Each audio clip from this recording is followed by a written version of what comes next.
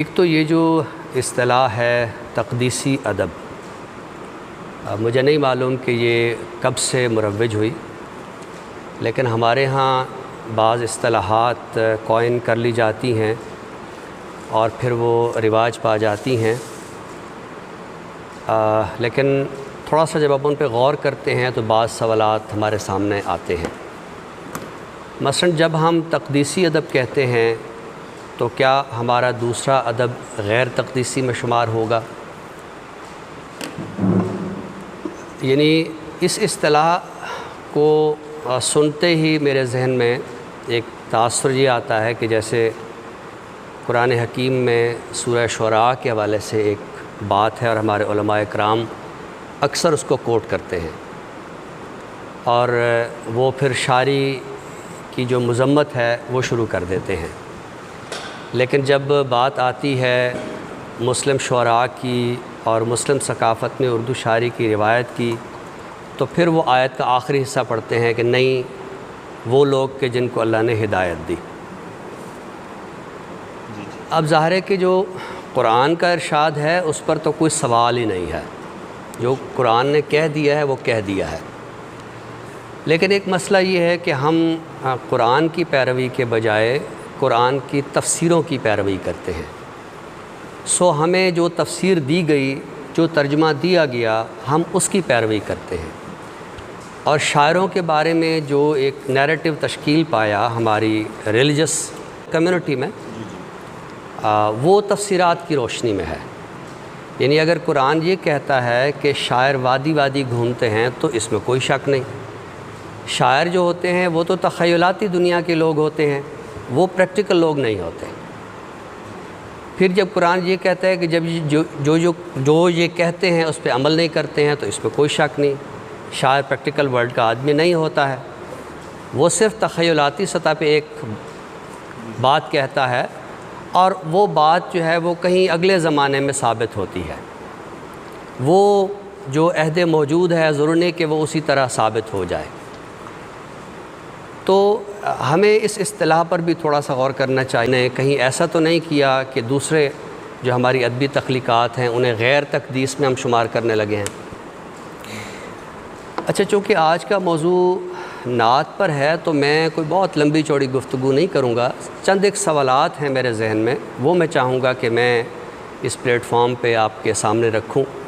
اور پھر آپ احباب ان پہ گفتگو کریں۔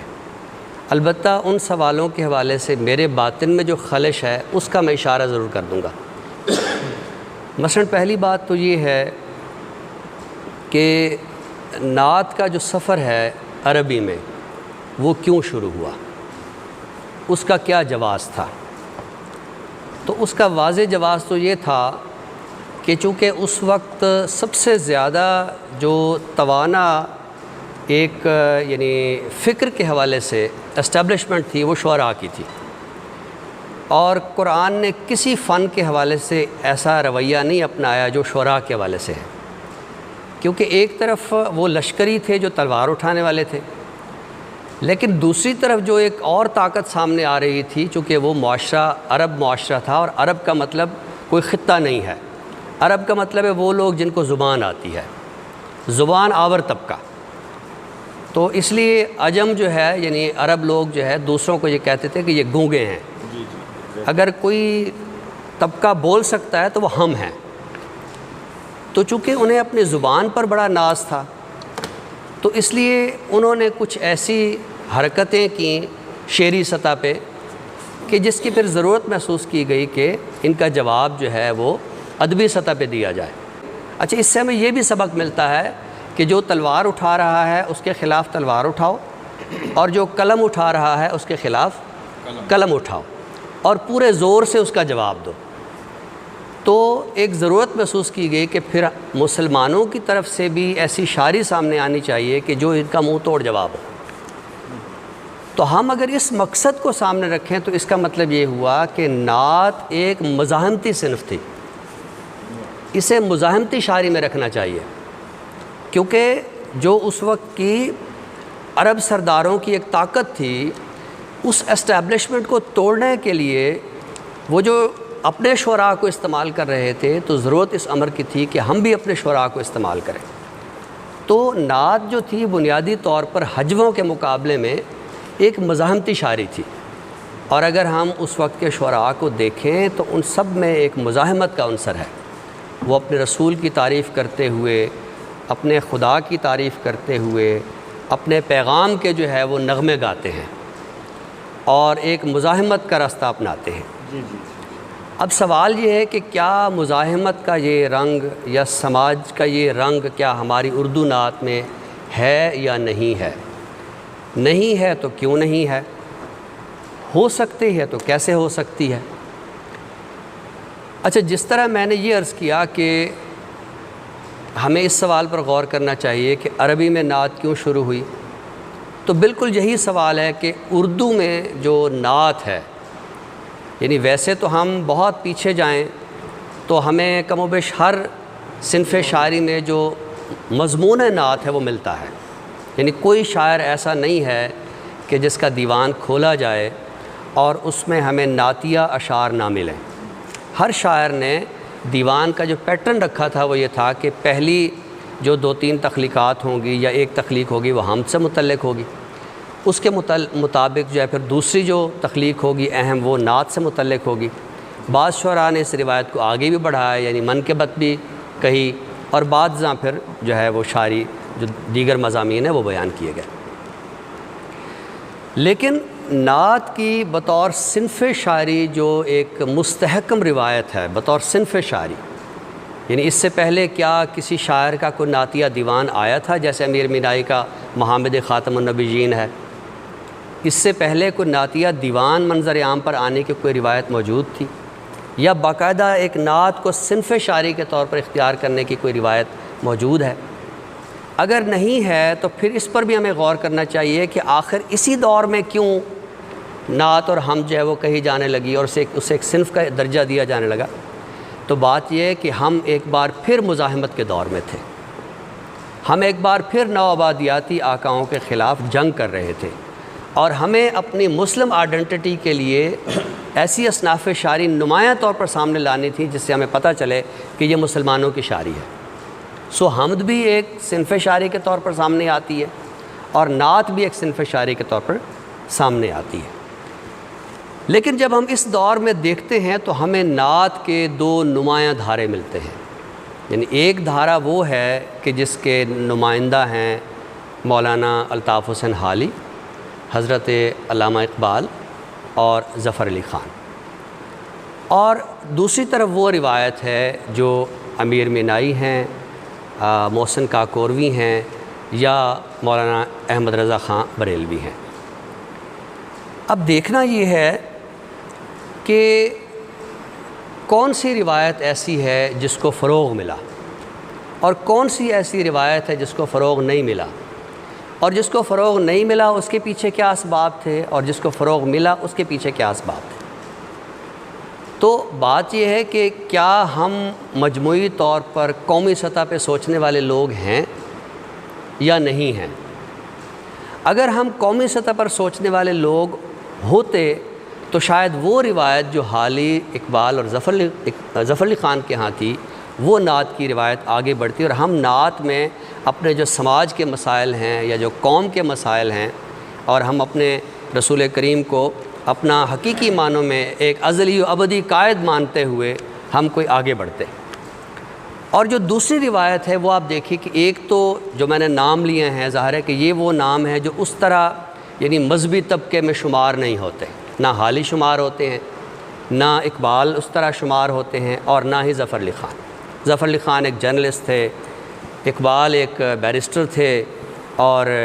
حالی ایک استاد ہیں یا جو بھی ان کا ایک شعبہ ہے، لیکن وہ بہرحال اس طرح ہمارے مذہبی ماحول کا حصہ نہیں ہے۔ اس کی نسبت جناب امیر مینائی، جناب احمد رضا خان بریلوی اور جناب محسن کاکوروی، یہ وہ لوگ ہیں کہ جو ایک خاص مذہبی ماحول سے تعلق رکھتے ہیں۔ سو جو نعت کی روایت انہوں نے شروع کی، اگرچہ انہوں نے نہیں شروع کی، پیچھے جو ہمارے شعراء کے دواوین میں جس نوعیت کے اشعار تھے انہوں نے بس ویسے ہی شعر کہے اور ایک نعت کی روایت کو آگے بڑھایا۔ اچھا، اب جب نعت کی روایت آگے بڑھتی ہے تو یہ روایت بھی پھر یعنی یہ والی روایت ظفر علی خان اقبال اور حالی والی نہیں بلکہ یہ والی روایت جو ہے صرف نعت لکھنے کی حد تک نہیں بڑھتی، بلکہ نعت کی جو پیشکش ہے اس کے حوالے سے بھی آگے بڑھتی ہے۔ اب نعت کی پیشکش کہاں ہوتی ہے؟ وہ ظاہر ہے ہماری مذہبی محافل میں ہوتی ہے، وہ ہماری مذہبی مجالس میں ہوتی ہے، اور جو مذہبی مجالس ہوتی ہیں ہمیں اس پر بھی غور کرنا چاہیے کہ اس کی کون سی ایسی سطح تھی کہ آج جو اس کی ایک اسٹیبلش شکل ہے اس کی کیا شکل ہے، اور اس میں ہم کس طرح کی نعت پیش کر رہے ہیں۔ اچھا، ایک بار میں نے ایک یعنی موسیقار سے ملاقات ہوئی۔ اچھا، یہ وہ موسیقار ہے جو بطور خاص نعت کمپوز کرتے ہیں، خود بھی وہ نعت پڑھتے ہیں، گاتے ہیں، اور یعنی وہ نعت کو کمپوز بھی کرتے ہیں۔ یہ نعت گانے کے حوالے سے اگر جو میرے منہ سے لفظ نکلا ہے تو اس کو برداشت کر لیجئے، اس لیے کہ جب ہم اسے موسیقی کی سطح پہ پیش کرتے ہیں ہاں تو پھر آپ اس کی اس حیثیت کو تسلیم کیجئے۔ یعنی آپ دیکھیے کہ نعت کے جو مقابلے ہوتے ہیں اس میں ججز یہی کہہ رہے ہوتے ہیں بھئی آپ نے انترا ٹھیک نہیں پڑھا، آپ کی استھائی میں یہ خرابی تھی، آپ بے سرے ہو گئے، آپ کی لے میں یہ مسئلہ تھا۔ تو جب آپ ساری موسیقی کے اصطلاحات استعمال کرتے ہیں تو نعت کو گانے کے حوالے سے آپ کو کیا مسئلہ ہو سکتا ہے اس پر بھی ہمیں غور کرنا چاہیے۔ اب چونکہ ان محافل میں جو یعنی نعتیں پڑھی گئیں، یعنی میں جو اپنے ان دوست سے ملاقات ہوئی تو ایسے یعنی راگ اور راگنیوں میں ہماری نعت پڑھی جاتی ہے کہ جس کو سن کے ایک رقت کا عنصر سامنے آئے یا گریے کا عنصر سامنے آئے۔ اچھا، آپ دوستوں نے ظاہر ہے کہ جو ایک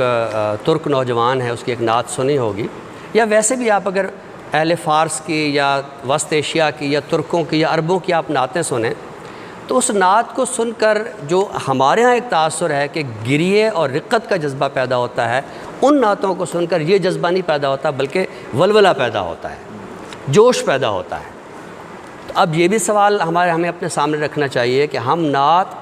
ایسے ہی راگوں میں کیوں کمپوز کرتے ہیں کہ جب وہ محفل میں پڑھی جائے تو لوگ رو پڑیں، لوگوں پر رقت طاری ہو۔ یعنی ہم نے اپنی محفلوں میں مذہبی محافل میں دو چیزیں فرض کر رکھی ہیں کہ ایک تو یہ ہے کہ جو مقرر ہوگا وہ شعلہ بیان ہوگا، وہ شعلے بھڑکائے گا، اور اس کے بعد ہم آنسو بہا کے جلتی پہ تیل چھڑکنے کا کام کریں گے۔ دیکھیے، ہم ایک ذمہ دار پلیٹ فارم پہ بیٹھے، اور ذمہ دار پلیٹ فارم پہ ہم اگر یہ سوالات نہیں اٹھائیں گے تو پھر ہم کہاں اٹھائیں گے؟ یعنی یہ وہ سوالات ہیں جو میں کسی عام مذہبی مجلس میں نہیں اٹھا سکتا۔ آپ میرے شاعر دوست ہیں، آپ میرے پروفیسر دوست ہیں، تو یہ سوالات جو ہے ہمیں کم از کم سنجیدہ پلیٹ فارم پہ لے آنے چاہیے، اور ان پر ہمیں غور و فکر کرنا چاہیے، اس پر ہمیں بات کو آگے بڑھانا چاہیے، تاکہ دیکھیے میں ایک چیز عرض کرتا ہوں کہ یہ جو ابھی صدر محفل نے ایک ارشاد فرمایا بالکل درست ہے کہ ہم نے یہ طے کیا ہوا ہے کہ ہم نعت پر، سلام پر، اس میں ہم تنقید کو برداشت نہیں کرتے۔ میں یہ سمجھتا ہوں کہ تقدیسی ادب کے حوالے سے ہماری تنقید کی روایت کو اور زیادہ مستحکم ہونا چاہیے۔ اس کی وجہ ہے کہ باقی کسی بھی جگہ خرابی آتی ہے تو وہ بڑی سامنے ہو کے آتی ہے، تقدیس کے ماحول میں جب کوئی اس طرح کا مسئلہ پیدا ہوتا ہے تو وہ بھی تقدیس کے پیرائے میں آتا ہے۔ وہ جو شعر ہے بڑا نمایاں کہ اپنے جوتوں سے رہیں سارے نمازی ہوشیار، ایک بزرگ آتے ہیں مسجد میں خضر کی صورت، تو بات یہ ہے کہ بازار میں جو جیب کترا ہوتا ہے وہ اپنی شکل و شباہت سے بھی لگتا ہے کہ وہ جیب کترا ہے، لیکن جو مسجد میں جوتیاں اٹھانے آئے گا وہ خضر کی شکل میں آئے گا۔ تو ہمیں تقدیس کے حوالے سے جو مسائل ہیں اس پر زیادہ ہمیں متوجہ ہونا چاہیے کہ یہاں جو خرابی پیدا کرنے آئے گا وہ بھی خضر کے پردے میں آئے گا۔ یعنی یہ وہ سوالات ہیں جن پر ہمیں غور کرنا چاہیے، جن پر ہمیں بات کرتے رہنی چاہیے۔ اچھا، اب ایک اور چیز سوال کی حد تک ہے کہ ہماری جو نعت پیش کی جاتی ہے اس سے سماج میں نفسیات کس طرح کی ڈیولپ ہو رہی ہے، اس سے یعنی ویسے تو حالی بھی کہتے ہیں اے خاص ہے خاصان رسول وقت دعا ہے، ایک لہجہ ہے، اس لہجے کا سٹینڈرڈ آپ ملاحظہ کیجئے، اے خاص ہے خاصان رسول وقت دعا ہے، ایک سٹینڈرڈ ہے، یا لوح بھی تو قلم بھی تو تیرا وجود الکتاب، ایک سٹینڈرڈ ہے۔ تیرہ و تار ہے جہاں گردش آفتاب سے، تب زمانہ تازہ کر جلوہ بے حجاب سے، استغاثہ ہے لیکن آپ اس کا لیول ملاحظہ کیجئے۔ اس کی نسبت جب ہم اپنی نعتوں میں دیکھتے ہیں تو جس نوعیت کی لفظیات ہمارے سامنے آتی ہیں، گدا، بھکاری، فقیر، بھیک، منگتا، کیا یہ وہ سطح ہے کہ آپ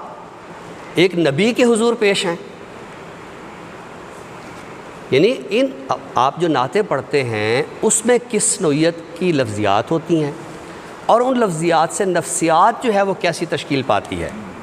اور اگر یہ نفسیات تشکیل پا رہی ہے پورے معاشرے میں تو آپ دیکھیے تو پھر ہم قومی سطح پر بھکاری کے بھکاری رہ گئے ہیں نا۔ تو کہیں ایسا تو نہیں ہے کہ ہمارے پورے معاشرے میں جس نوعیت کی سوچ ہے وہ ہماری نعت کے اندر بھی آ گئی ہے؟ یہ چند سوالات ہیں جو میرے سامنے تھے۔ آج اگر نعت کے مسائل پہ غور کرنے کے لیے اکٹھے ہوئے ہیں تو میں اپنے ذہن میں جو موجود سوالات ہیں وہ سوالات جو ہے وہ دوستوں کے سامنے رکھوں۔ آپ کی سماعتوں کا بہت شکریہ۔